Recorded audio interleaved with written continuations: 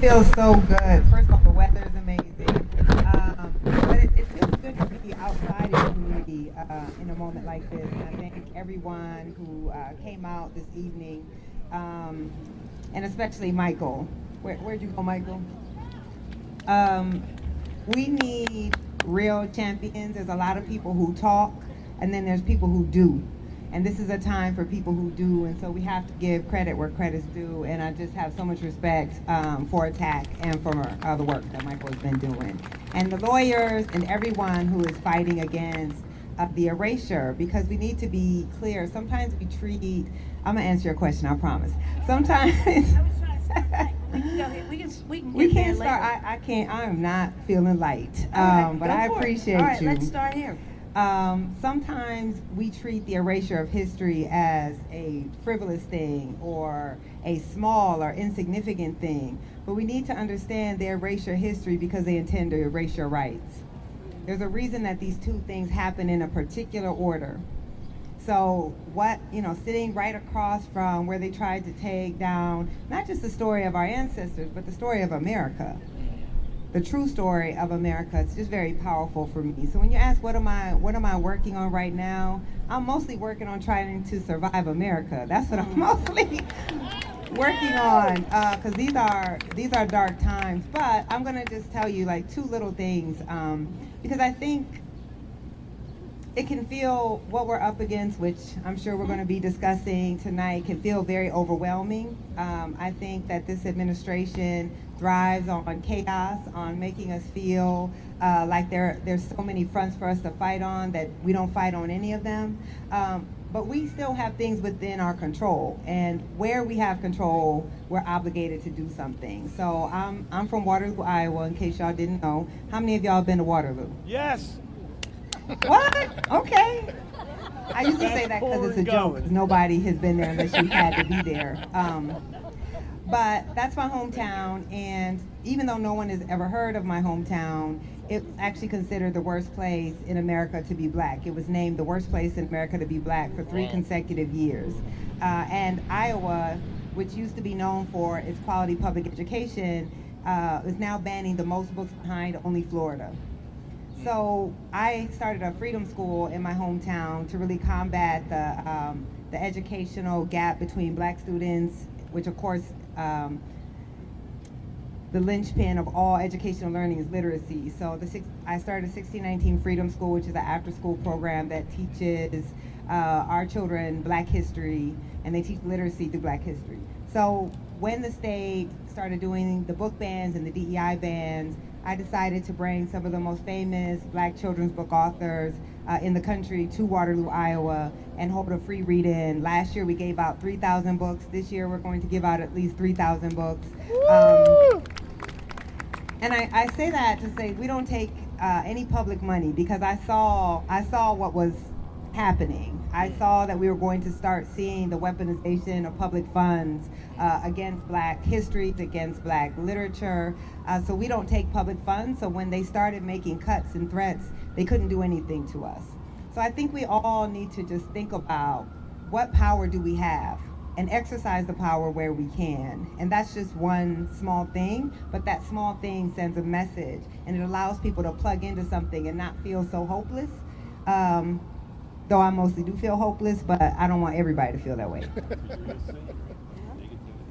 There are 6th graders here at a school called Jubilee School who wrote their own textbook about the history of Haiti. In the preface to that book, they said, we need to know the truth about what came before so we can know who we really are and what we were brought here on earth to do. Those are 6th graders talking about that. We don't talk publicly about what we're brought here on earth to do as much as I think we should. I'm talking about the chaos and how it dampens down ambition. Do you talk with those young people? Certainly the authors do, about what they were brought here on earth to do. Did you think about that?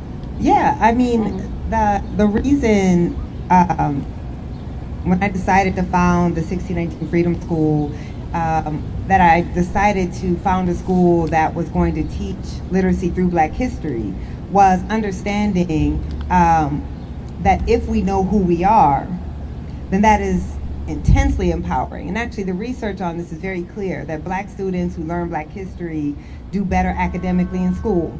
They're more likely to finish school. But that shouldn't be surprising. If your entire life, I see this often through the frame of my own self. If you've read the opening preface to the 1619 Project, you'll know that the reason I became obsessed with Black history was because I felt we didn't have any. And that how diminishing and demeaning it is to be a Black child and grow up thinking that the reason no one has ever taught you much about Black people is because Black people must not have accomplished much to learn about. We know that that is false. But history is not just what was written down, what happened on this day and who did it. It's what power has decided to teach us about what happened. History is more about memory. And so learning Black history is absolutely transformative. If I didn't take a one semester Black Studies class in high school, I wouldn't have led the life that I had. I would have never created the 1619 Project. I probably wouldn't have become a journalist. I see there are a few young people out here. Once I learned, literally like this much Black history, I became an incorrigible student. I started challenging my students, my teachers in English class. Why aren't we learning about any Black writers? I started challenging them in history class. How is it global studies, but we only get 5 pages on the whole continent of Africa, right? You start to question your society, and you start to question the place that they tell you you have in your society. So, of course, for our kids in the 1619 Freedom School, these are children who are 2 to 3 years behind in reading. Now, do I think our children are less intelligent than other children? Of course not. Do I think our children, as we're often told, just don't value education? You're not going to convince me that a people who during slavery, when it was illegal to learn to read and write, would do so anyway, at risk of death. You're not going to tell me that that people does not value education. You're not going to tell me that a people where as soon as slavery was over, didn't have but 2 pennies, built schools to educate not just their children, but adults, grandparents, everybody was going to school. You're not going to tell me that. You're not going to tell me parents who would send their children through a white mob just to get an education don't value education. What we know is our children get an education that does not value them. And then they respond in a very rational way to that education, and we blame them. So what I understood is if you treat children with dignity, respect, love, you're not always trying to punish and demean them, and you give them a curriculum that actually values them and teaches them of their powerful history, all of a sudden our children love reading. They love reading because the reading actually affirms their experience. We have and this is not even a talk about my Freedom School, but here we are. We have a unit on the children's marches. And of course, our children, our school children, our Freedom School children are 3rd, 4th, and 5th graders. That's their favorite unit, right? Because it's so empowering to them to see that young people, 7, 8, 9, 10 years old, got out and fought for their rights. So 2 of our children, after that chapter, they went and did a sit-in against their teacher. Because they felt their teacher wasn't treating them fairly, and they felt empowered because they understood what social action could look like. Now, eventually, we had to say, you probably need to go on and sit back in your desk. But this is what they fear, right? That our history has been kept from us, literacy has been kept from us. We are the only people in the history of this country for whom literacy, reading and writing, was illegal. Because they understand how powerful learning your history is and having access to knowledge is. And that's why having conversations like this in a public space in this particular city are so important for all of us. Because they can try to ban books, they can try to take down placards to our history, but they cannot erase the ability for us to share our stories and pass them down. Because even when it was illegal for us to learn to read and write, we still kept our histories, we kept our traditions, and we're called to do so right now. Yes, yes. And here in Philadelphia, I'd like to acknowledge the many, many, many groups that are doing work. We have Mr. Almecki here doing the Black Freedom Schools and Black educators, because part of what you're talking about is not only do you learn different things about your own history, but you feel differently about teaching and learning. So then you become a teacher and you pass it on. Yes. Can I add something real quick to that? I mostly focus on Black children, but we also need to understand the deficit that white children and other children who are not Black experience when they do not learn the history of Black Americans, of Black people across the globe, and of their actual country, right? That they also are being ill-equipped to go into a multicultural world. And the thing, so before I became created the 1619 Project, I mostly covered school segregation and school inequality. And I might be, one of the few reporters who actually read the entire oral arguments of Brown v. Board of Education. Yeah. And what we often don't realize is the ruling, when the Supreme Court rules in Brown v. Board, of course they rule on the idea that separate is inherently unequal, and because it demeans Black children, it makes Black children feel a false sense of inferiority. But what the court didn't rule on, but that the NAACP also argued, was that segregation made white children feel a false sense of superiority. And that both of those were actually detrimental to a free, democratic society. And so when we have the absence of Black history, or as I would say, just accurately told American history, it's not just hurting us. I'm arguing with people that clearly didn't get a good historical background and basis, right? And so we're all actually less well off, but more importantly, as we're in a period of, I don't even know that we're sliding into autocracy anymore. I think we're there. That because we don't learn an accurate history, we don't know what this country is capable of. And so people actually naively believe that at some point the systems of checks and balances that we've all been told, our entire lives is what made us this miraculous country are going to hold, even as we witness them not holding. But if you know the history of Black people, then you know that's never been the case. That we've never had democracy except for 60 years, that it's always been contested, and that the America represented right here was not the America brought forth by the founders. That the founders did not believe that we should be able to sit here and elect our government and participate fully in society. That America is not brought forth until 1865 with the refounding. That is multiracial democracy. That was not possible under the vision that the founders put forth. So you see why we don't want to learn that history. You see why I'm here talking on Juneteenth and not July 4th.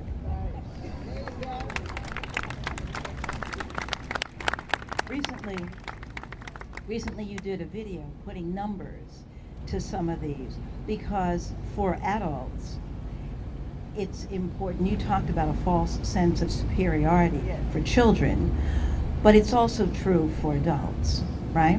And you talked about just sort of by the numbers, the percentages of presidents who owned slaves, the percentage of Supreme Court justices, the amount of money, the amount of cotton exports, how much that the fact that the United States that we know was made possible by the enslavement of African people. Will you just run some of those numbers? Yeah, look, let's be very clear. The United States does not exist without slavery. The United States would be unrecognizable without slavery. And not just for labor, but certainly for labor and wealth. So we sit here in Philadelphia, and when we think about how we have been taught about the American Revolution, we're taught to center Philadelphia and Boston, right? The North. One, we're taught that as if all 13 colonies did not practice slavery. Boston was a major slave port. Slavery was a major part of Philadelphia. We know that. But the real heart of the American Revolution was Virginia. A Virginian came to Philadelphia to draft the Declaration of Independence. He was a Virginian by the name of Thomas Jefferson, who owned more than 200 human beings when he came here to write Words of Liberty for white men. There was a reason why the capital could not stay in Philadelphia, because Philadelphia had passed the gradual abolition law. And so you had, since so many of your founders made all of their wealth off of slavery, they could not sustain a capital in a free colony. Well, it was no longer a colony after independence, right? So what I simply did, because what people like to say is that just a tiny percent of white Americans own slaves. That's actually irrelevant. How many people own tech companies? But no one would argue that tech companies are not shaping nearly every aspect of our economy, of our politics, and our daily lives. You're right. So we have to be smarter about the arguments and how we argue against them. So all I said was, if you look at power, not just every white person in the country, but if we look at power, how many people in power engaged in slavery? So let's just go down the list. Drafter of the Declaration, enslaver from Virginia. First president, enslaver from Virginia. Constitution drafted by James Madison, father of the Constitution, enslaver from Virginia. Bill of Rights, George Mason, enslaver from Virginia. Right? 10 of our first 12 presidents, enslaver from Virginia. Virginia was the heart of the American Revolution, and Virginia was a slave society. And we're taught to believe that somehow a nation whose founding documents were drafted by people who made their living off of chattel slavery, that somehow slavery was incidental to the nation that they brought forth. That's illogical if you are dispassionately thinking about history. But if you think about how we're taught the American Revolution, we learned about one black person. Who is it? Crispus Attucks. We learned about one black person, though 1 out of every 5 people in the 13 colonies was African, and nearly all of them were enslaved. And he died fast. He did. He was actually a fugitive from slavery. And we learn about Crispus Attucks for a reason, because that is supposed to actually distract us from the fact that most black people who fought in the Revolutionary War fought on the side of the British. Because the British were promising slavery. They weren't abolitionists either. The British were the largest slave traders in the world. But they understood politically the benefit of offering freedom to get African people to rise up against the colonies. So to me, what's important about gathering here and having these conversations and an accurate rendering of the history of our country is we've all been taught the history of a country that never existed. We have all been taught the same collective lie. And that lie, we think, will inoculate us against autocracy. And yet here we are, right? On the 250th anniversary of this nation, it is crumbling at the foundation. And we may not see another anniversary of this nation because we have not been truthful about what this nation was actually founded upon.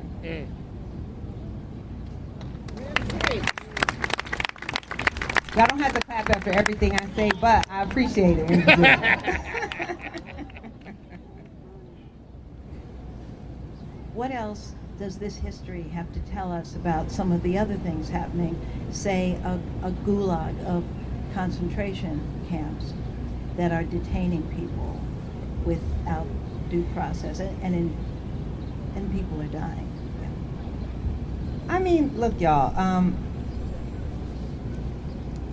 when January 6th happened, one thing that we heard was, this is not who we are.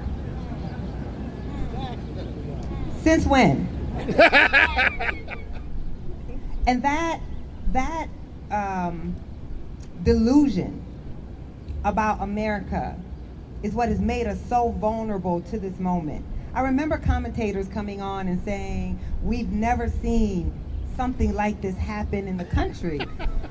That is only possible to believe that if you erase the history of black people, if you erase the genocide that allows us to be on this land, if you ignore that we've had concentration camps here, right, with the Japanese.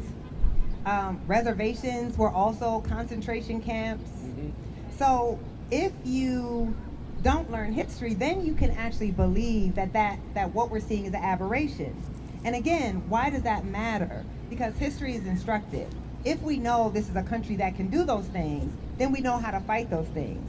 But if we believe that this is a country that is the greatest, freest society that the world has ever seen, that our systems of checks and balances are unlike anything, that we are the oldest continuing democracy in the world, if we believe those things, then we think that magically these systems are going to save us.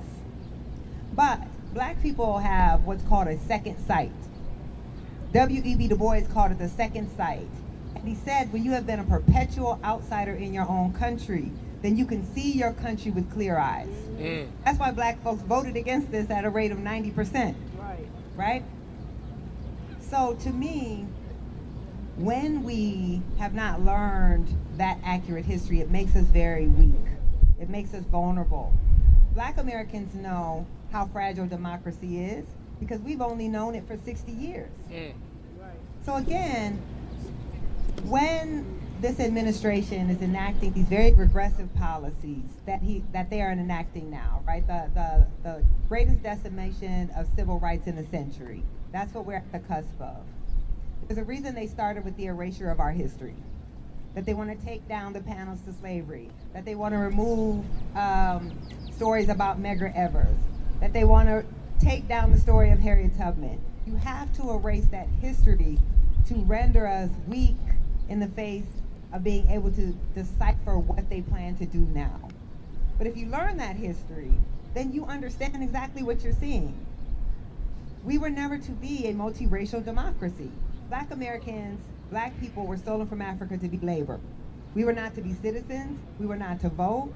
The very idea of republicanism, now I'm gonna get maybe too technical, but I'm very nerdy, y'all. Despite looking so fabulous, I am very nerdy. That the idea of republicanism is really that we don't trust regular people to govern. That it should be a white landed gentry who decides our politics. So if you noticed in the last few years, you've seen Republicans who were supposed to be the main patriots, right? Like they had the corner on patriotism, saying we're not a democracy, we're a republic. Now that's a little very subtle shift, because most people would say we are a democratic republic, we're both of those things. But what they're actually saying is, as our country becomes more diverse, we don't believe in one person, one vote. If we are going to be a country where we are outnumbered by people of color, then we actually want to be a republic where white elite will maintain power, they will decide our politics, and most people will never be able to exercise the franchise. That's where we are. But again, if you haven't learned that history, if you've learned the history that treats our founders as these demigods who were just, okay, they were a little wrong on that slavery thing, but otherwise they had great ideas. It's not a little wrong on the slavery thing. The very concept of freedom among white colonists was because they were enslaving people, and they understood that white freedom was based on black slavery. You could look at George Washington's own words. He says we have to break off from England because they will treat us like we treat our black slaves. Y'all don't have to believe me, just go to the documents. So they understand the greatest metaphor of the American Revolution was slavery. When we think about the printing press, the newspapers, they are constantly talking about the British will make us slaves. And the British are saying, well, that's rather ironic that people who own slaves want to talk about not wanting to be slaves. But we're not taught that history. We're taught a very glossy history that has never been true. And what that does is it makes white Americans feel confident, and it makes us feel erased and weak. But there was a man named Lemuel Haynes, who in 1776 reads the Declaration of Independence. And he says, wait a minute. If you're gonna say we hold these truths to be self-evident, that all men are created equal, endowed by the Creator with unalienable rights, then that has to include us. So he produces his own counter-argument to 1776 and the Declaration. He says, liberty extended. Because I'm an African person, I am entitled to the same rights as a European person. This is a black man in 1776. And And the reason we now think of the Declaration of Independence as a liberty document was not because of Thomas Jefferson. He was writing a succession document. He was writing a document to say, Britain has committed all these crimes against us, so this is why we deserve to leave.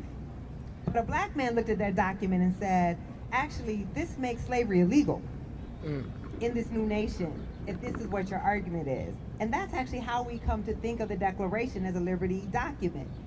But how can you tell that story if you're saying black people were just slaves who had no mind, no agency, and were not actors in the American story? But if you tell that story, or how many of you ever heard of Elizabeth Freeman, Bet Freeman, who brought the first freedom suit, who looked at the Massachusetts, she couldn't read the Massachusetts Constitution, but she went to a live reading of the Massachusetts Constitution and said, if this is your law, then you can't let me be a slave.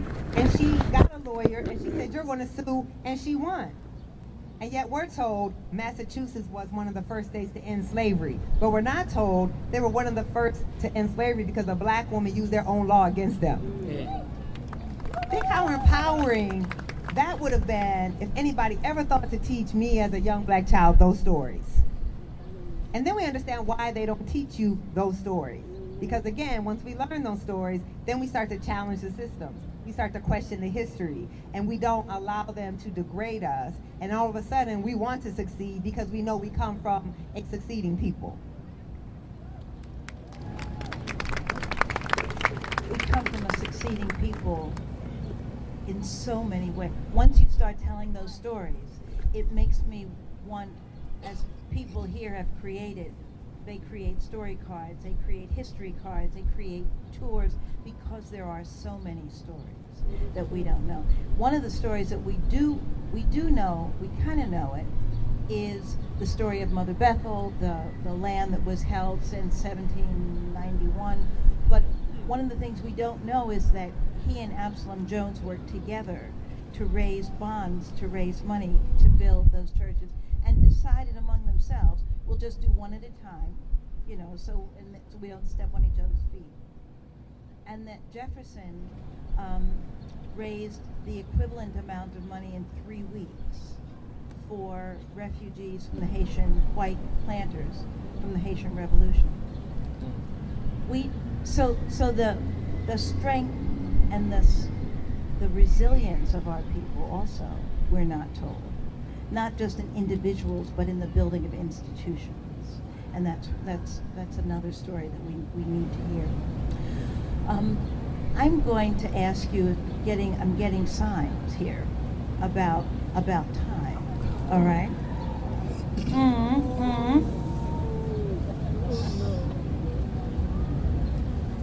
Which one?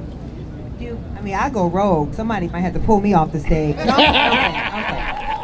I'm playing. You should never disrespect your host, so I'm just playing. Will you tell us a little bit about your move from University of North Carolina to Howard? Or would you like to stay in the past? That is the past. That is the past. That is the past. But what would you like me to say? Why I did it? Why was the best thing I ever did? Yes. Yes, why was the best thing you ever did? I don't know how much people know about, the University of North Carolina, Chapel Hill is my alma mater. I'm a reporter at the New York Times, and there's my alma mater wanted to hire me in the journalism school as a faculty. I actually wasn't looking for a faculty job. Having one job was actually hard enough. But it was my alma mater, so I decided that I would go. And because of the 1619 Project, a very wealthy white donor who had pledged $70 million to get naming rights over the School of Communications interfered. I went through tenure review. I had the highest rated tenure package to ever come out of the School of Journalism, and I was unanimously recommended for hiring and tenure by the faculty. And the Board of Trustees, which are political appointees, rejected, they just didn't vote actually on my tenure, which had only ever happened once before. That was to another black woman named Sonia Haynes. So this was when that happened, that was a very dark period for me. This was like tail end of 2020. I had become a target of the Trump administration. There had been several white professors that had come out and tried to discredit the 1619 Project. It was not a good time. And then on top of that, now my alma mater was trying to embarrass me by not granting me the tenure that I had earned. And so this was one of those kind of pivotal moments that I knew whatever I did, it was not actually about me. Like, I was fine. I didn't even need that job. I still work at the New York Times. But I knew that I had to send a message. And if y'all know a black woman, when a black woman gets quiet, you better watch out. So when that happened, when they did that, I didn't even speak on it. But it wasn't enough for them. They had to embarrass me. So they leaked a story to let everyone else in the world know that they had denied my tenure. And that story went viral. And then I just got quiet. I knew on the second day that I was going to force them to vote on my tenure and I was going to go to a HBCU. I knew that on my second day. And so I went behind the scenes to work on that. And I remember like hearing from so many black women. I heard from a lot of people, but especially black women, because the truth is only 2% of tenured faculty are black women. Wow. So while I was getting, because of my platform, a lot of attention, this was a regular experience for black women who actually, most black women in academia don't even get a vote on their tenure. They don't even come up for tenure review. And I was going through the airport one day, and this black woman who was working in the TSA was like, "Girl, they better give you tenure." And I remember thinking, like, why the hell would, like, anybody who's not in the academy care about tenure? It's the most elite shit ever, right? Like, it's just very elite. Like, why would a regular, everyday civil servant care about tenure? But I understood that as a black woman, no matter what type of job you have had this experience of doing everything they tell you to do. Every credential I had just won the Pulitzer. No other faculty in the department had a Pulitzer. The school had just inducted me into the Journalism Hall of Fame. I had just won the Old Alumni Award. Well, they call it distinguished, but I called it old, right?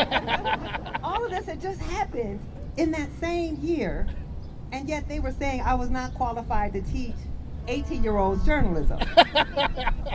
So there wasn't a black woman who didn't have that experience, no matter what the job was, of being told if you don't succeed, it's because you're lazy, you're not smart enough, you didn't work hard enough, and if you do succeed, you didn't earn it. Somebody gave it to you. So I was like, I had to send a message. I didn't need University of North Carolina. I was bringing them shine. So I decided in that moment that I was going to wait for them to finally vote on my tenure, and as soon as they voted on it, I was going to reject them, and I was going to go to Howard University. Right. And that's what I did. And it was, I have to say, it was my LeBron James moment. I went on Gayle King. Everybody was waiting to hear after they voted on my tenure what I was going to do. And I was like, Gayle, I'm going to Howard. And Gayle was shooketh. And the fact that people were shocked by that also told me, right, that people could not imagine that I wouldn't pay them back by going to a more elite white institution. That's what people thought you should do, right? You show them by going to Princeton, or I was offered a position at Berkeley, right? But for me, the power is saying, we don't need your institution. We don't need your validation. I have proved literally everything I'm ever going to prove to y'all, I have already proven.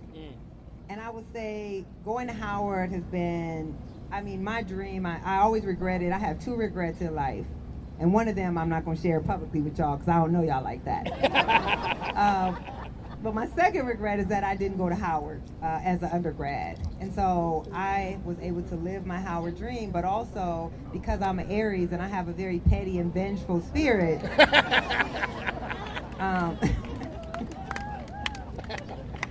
I decided to raise the same amount of money that Walter Husband had given to UNC. I raised $25 million.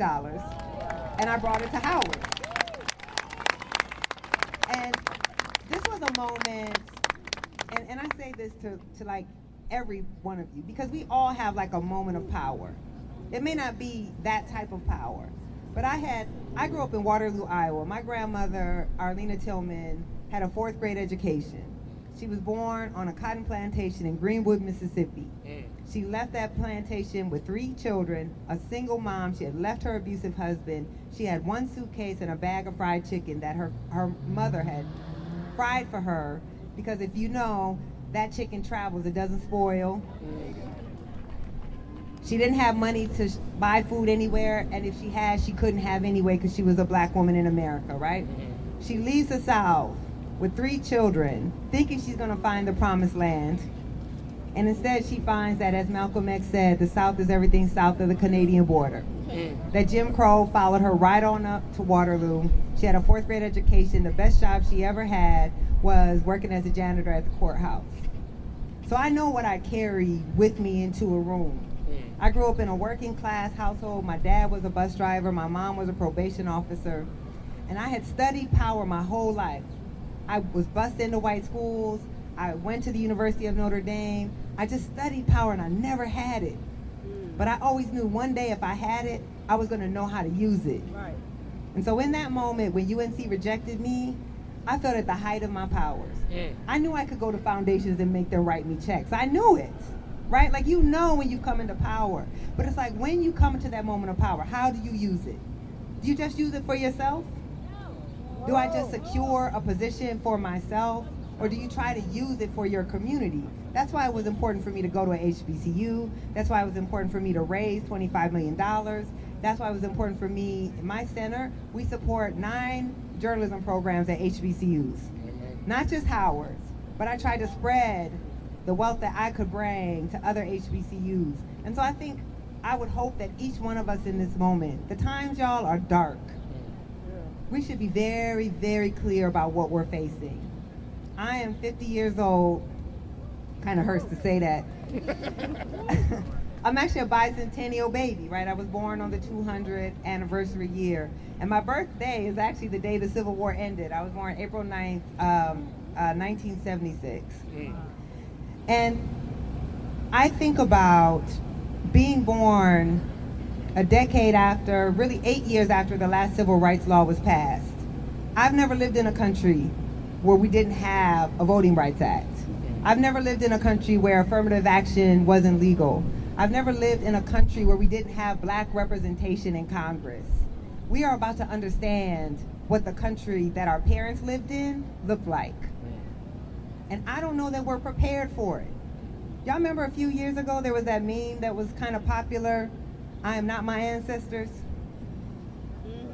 Can I cuss or no? Okay, I won't. I already cussed? Oh, okay, good. I already broke the seal. Do it again. That shit pissed me off. I mean, no disrespect to my elders. I know y'all used to cuss too. I was so irate that we would have the audacity to say I'm not my ancestor in a demeaning way. When you won't even stand up to your boss at work. But you want to sit here and act like you would have bore what they bore, fought the way that they fought. And so here we are right now in this moment, and they were absolutely right that they are not our ancestors. Everybody now wants to look back and say they would have marched with King. Most people didn't never march with King. Most people didn't never give up or sacrifice anything. And so I think we all need to understand, whatever you're doing right now today, that's what you would have been doing back then. So we have to decide, are we just gonna let them take our rights from us and sit here and not do a thing about it except wring our hands? So I want us to be clear, we all have some power. We come from a people who were not protected by a single law in this country, who did not have, as the Supreme Court said in Plessy v. Ferguson, no rights that a white man shall respect. And yet we are all the product of a struggle that gave us rights that nobody in our lineage ever had in the history of our country since 1619. How dare we lose it? So every one of us better figure out what that thing is that you have power to do, and don't wait until it's too late until the suffering makes it unbearable. You better do it now, and you better figure it out now as we sit on this mall. And that's probably, y'all probably about to give me the hook. That's probably my closing remark.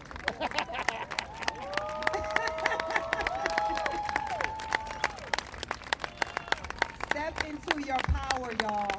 If they were not afraid of us, they wouldn't try to erase us. Be clear in that. Step into your power. Thank you.